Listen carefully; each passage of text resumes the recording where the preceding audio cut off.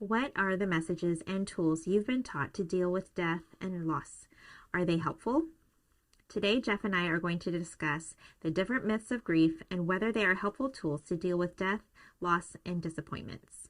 Hello, we are Jeff and Tony Brabeck, the founders of Our Little Sparrows, Pregnancy and Infant Loss. And if this is the first time that you're listening to our podcast, feel free to check us out on www.ourlittlesparrows.org. All right, Tony, so today we are going to talk about the myths of grief. Mm-hmm. So let's start with number one here. What are some of the myths of grief? Well, these are things that we've been taught and how to deal with disappointments, loss, things that happen, tragedy, or some otherwise. So usually the first thing that we're taught to do is to not feel bad. When you hurt yourself and you're crying, someone tells you, oh, don't feel bad. Or essentially what they're saying is, don't cry. Or, I don't want you to feel bad. I want you to feel good. Right. So almost like they're trying to wish it away or sweep it away. Yeah. Or, So what does that tell us? It tells us that feeling sad or bad is not a good thing, and that it's not okay to cry or express frustration or sadness. So we're taught to kind of ignore those feelings and trying to manage our emotions so that we can get onto better and good feelings. Right. And which I think is fairly normal in today's society. Oh, yeah. It's been going on for a long time. Oh, definitely. Yeah. And so that's kind of like... We're not talking about anything new here. No, it's been for, I don't know, generations probably. Right. And so it's just never been labeled. It's just not something that we're taught to accept, that, feeling sad sometimes is okay, or feeling bad. So we're taught to kind of like stuff our feelings down, kind of ignore it, get past it, and move on. And think about something brighter and cheerier. And then you fall down, pick yourself up. You'll be okay, right? Yeah. That's kind of what we're keep taught going to do. So, so what does that do? It causes us to ignore what is the actual feelings and the grief that we might be feeling, and to basically just ignore it, which could be in the long run more detrimental. Although it can put a Band-Aid on it temporarily, but in the long run, it may not be good for us. I'd say more than anything, what you're saying is that the end result is unpredictable. Mm-hmm. Yeah, definitely. If we don't deal with certain things, it will affect you. Could be years down the road. So. It could be anything. Mm-hmm.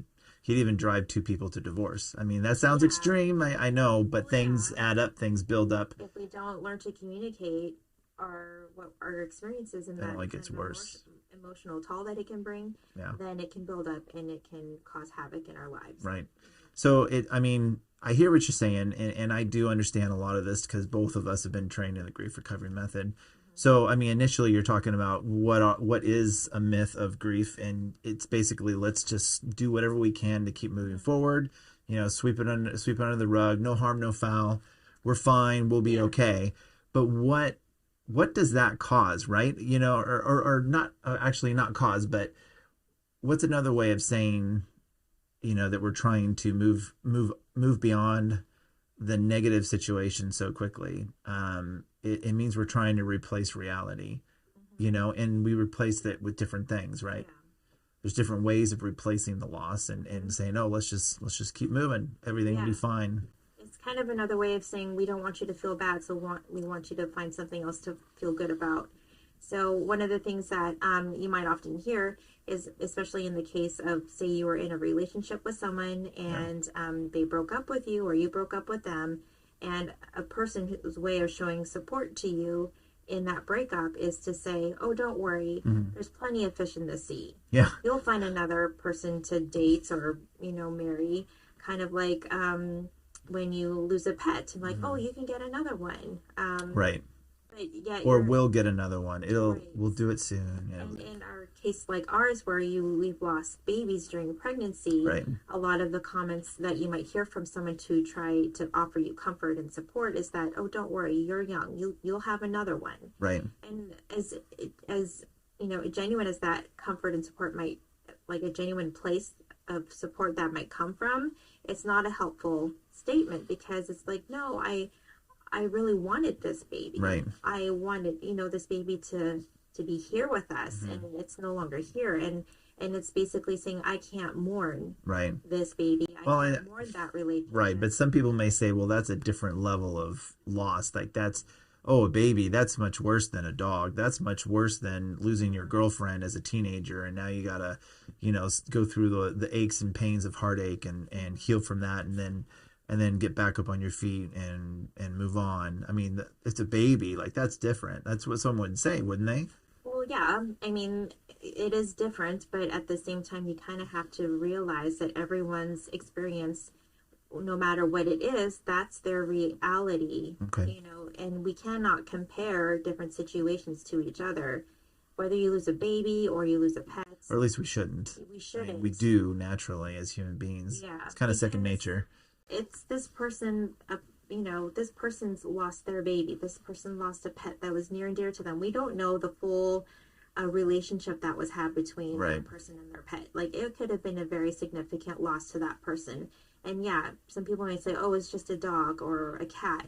But that relationship was real to them, and it was significant to them, as well as with a baby. Even though the baby is not yet born, there's still a significant relationship Sure. with that unborn baby. And it can cause a lot of feelings of grief and sadness. And so, Well, I think it also makes people uncomfortable that are not in your situation. So I know a lot of initial reaction with even family can be awkward, where they don't say anything yeah, or they avoid you. Situations of being around you, especially if they know you're carrying a life limiting situation like what we experienced with our firstborn Olivia.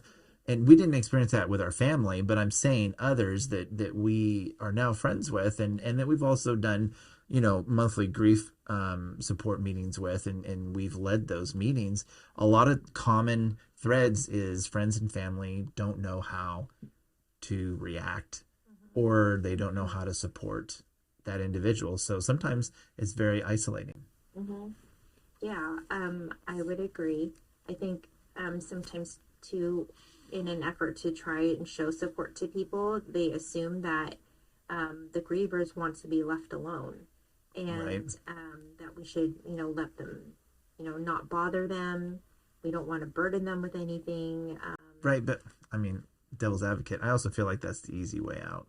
True, it You know can what I be. mean? If people just don't know how to go about it, or they don't want to because Yeah. it's awkward for them, they can resort to, oh, I'm just going to let It's them too be. easy, right? Because they need their time alone. That person needs their time to grieve. Right. And it could just be coming from a place of like, I don't know how to be around this person. I don't know what to say to this person. So that Sure. could be like their excuse to kind of avoid that person. Right. And I think that's not a helpful tool for anybody. And when it's not good to assume that a griever always wants to be alone. Sure. So, Or that you don't know how to help. right. know? So one thing to check yourself with is that, alone time is good some of the time, but don't assume that they want alone time all the time. All of the time. Yeah. So check with them, check in on them, step out of your own comfort zone, because if you were going through a really difficult time and you felt you were alone all the time, maybe it would be nice to have someone pop in and say, hey, I just wanted to check and see how you're doing, Right. And And it is a very personal experience. So, yeah. I mean, it's obvious that you do feel alone because it is about you. And how could anyone else help me through this or support me through this if they're not me? Yeah. And so sometimes we as the griever need to also be open. Right. You kind of also have to almost advocate a little bit for yourself. Oh, for sure. And communicate to others that Tell people where you're at. It's okay if you ask me how I'm doing. It's okay if you want to ask me about the baby I had that is no longer here, that Yeah. died. Or you don't have to call me every day. I'm okay. Yeah. You know, I mean, we that do have calling to me kind 2 or of 3 times a speak- week is amazing. Yeah, we do kind of have to speak truthfully Right. into what we need from others. Or Because don't need every from others. situation is just completely unique and different. And everyone's different. So I think the point here is just not to assume that a person wants to grieve alone. Step out of your own comfort zone a little bit Right. and check in on them. And they will have to tell you, yes, I'm okay, or no, I actually would really appreciate some company, or I could appreciate a meal or something Right. like that. The grievers, as much as sometimes we don't want to, but it is a little bit on us to communicate clearly Sure. if we need something. So, again, it's just not assuming that being alone is what everybody needs. I know some people think, time heals all wounds. That's a very common phrase used in our society, at least in North America. I mean, you're Canadian, so we're gonna talk about North American mores and values. Anyhow, I think that's very common. I think it's common. It's like okay, it's like each day is a new day and new things are going to happen, and just over time that situation's going to just get further and further, apart from the grieving, and at some point they won't be grieving anymore because enough time has passed, and that's not fair either, although I think it is true to one degree or another. Right. Life does have a tendency to move on whether you're ready or not. Right. Yeah, and I think a lot of times too, like time in and of itself, it does help. The more time or distance from the event that happened to where you lost your loved one or your baby, and we're talking about pregnancy loss, so I guess I'll refer to babies as losing a baby as an example. right. So the time that you have lost your baby, the more distance from that time, it does help in the sense that things become less raw, less intense. Sure. But it's not to say that time itself is going to heal all wounds. I think it is a helpful tool in the process of recovery, but it's not all that we need. Right. I mean, I feel like the wound can heal, but the wound is still like the remnants of the wound are always going to be there, right? Mm-hmm. Whether it's a scar on the outside or a scar on the inside. Mm-hmm. A scar is a scar. Yeah. It kind of give it time or time to heal wounds kind of implies that we don't have to do anything but wait. Oh, right. And yeah. So, but I mean, you're right too. I mean, I think the wound, if you think of an actual wound, I mean, you have to tend to it. You have to, make sure it's clean. Make sure that you put the appropriate bandage on, and then, that it's given what it needs to heal effectively. Right. And in the same way, we have to give our hearts and ourselves what it needs to heal effectively. Right. And time alone is good, but it's not the only thing that we need. Mm-hmm. There are certain things that we also have to tend to in order for our hearts to heal effectively. Yeah. I don't know if it's... No, I think that's good.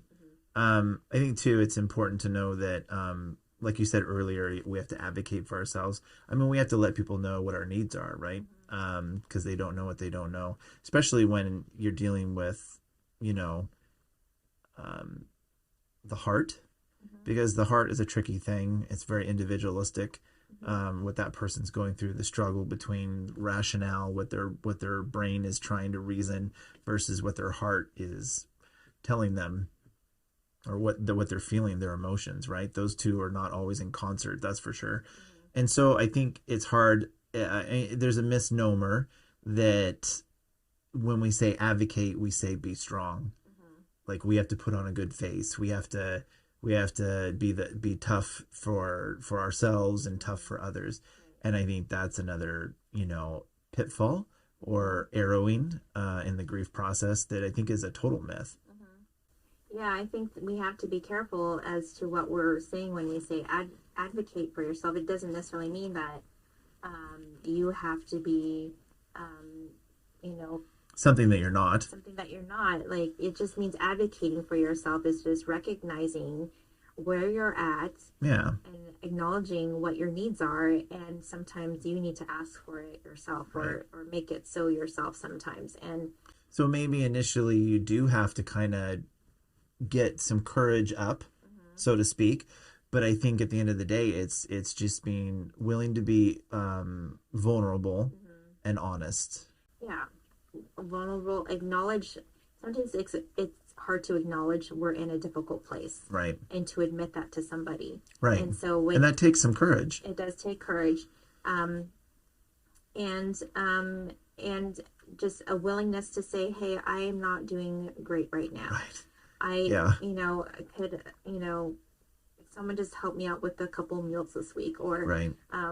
Or ask your husband to go ask for help for certain things, or Yeah. or a girlfriend. We've talked about it in the past about an advocate, Yeah. right? As someone to help advocate with you, for you, Right. that knows your situation. And just having someone, calling your close friend or relative and saying, hey, I'm having a really hard day right now.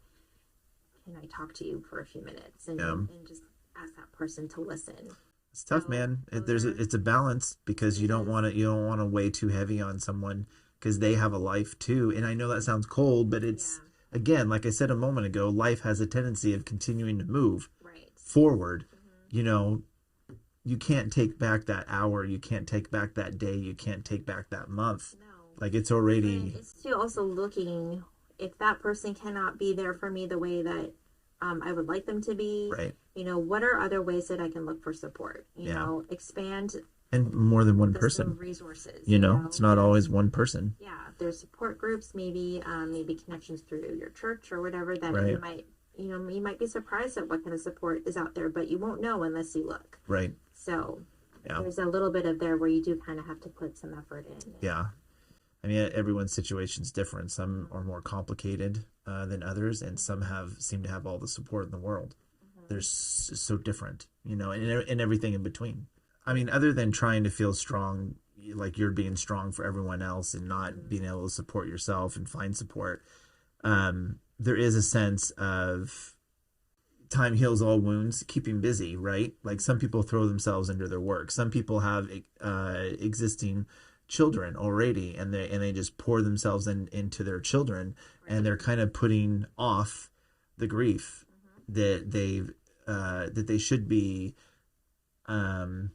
dealing with, embracing, allowing it to process, right? I mean, there is that aspect too. Right.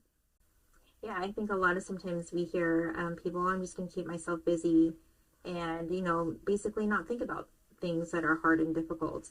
And it's kind of, in a way, sometimes, like you mentioned, like being strong for others. Like, we pour into others, we pour into our work, we pour into keeping our families going, and making sure the kids are doing what they need to be done, and the pets and everything. We pour into everything else, and that's part of being strong for others, part of keeping busy. And and again, these things in and of itself are not necessarily bad things, but there is a balance as to how much are we focusing so much on our work or projects or our families, and then we're not paying attention to the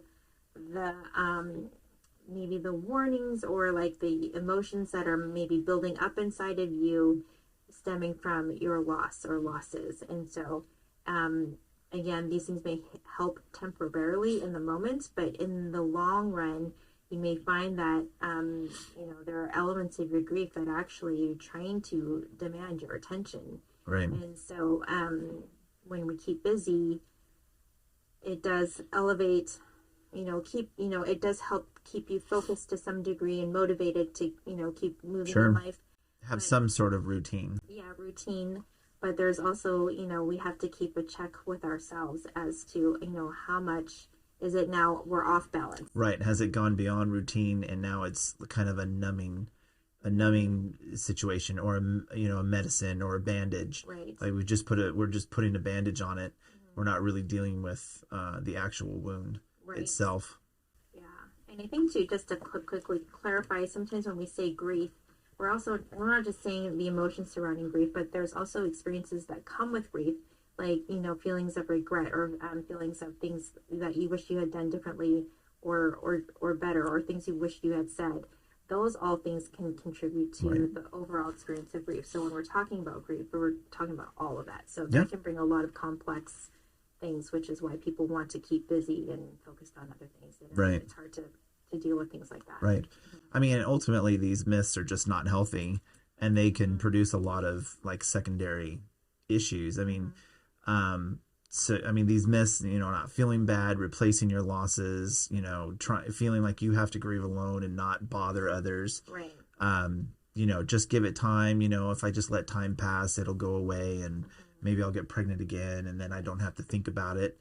Or trying to be strong for others, and in doing so, keeping busy and putting projects in front of your grief. There can be a lot of secondary issues that come from that. And so these myths have adverse effects on our lives, and they're just not helpful. No, I think what we're trying to say in calling them myths is that they are not accurate tools to help us with things like disappointment, death, loss, grief, unmet expectations and hopes and things like that.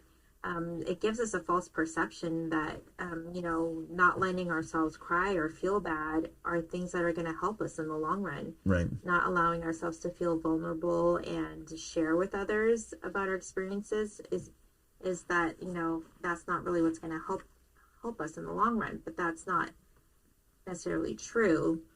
We give the analogy of trying to paint a room, and if you're given a hammer and a screwdriver only to paint the room, that's not effective. Sure. Way. It's not going to be good coverage, and it's just not going to look very nice. And right. So in dispelling what these myths are, we're in trying to give you the proper tools, more effective tools in dealing with loss, death, disappointments, and other things. So that's why we're bringing up what some of these are the main myths. I'm sure there might be other ones out there, but I think these ones are kind of give a good overall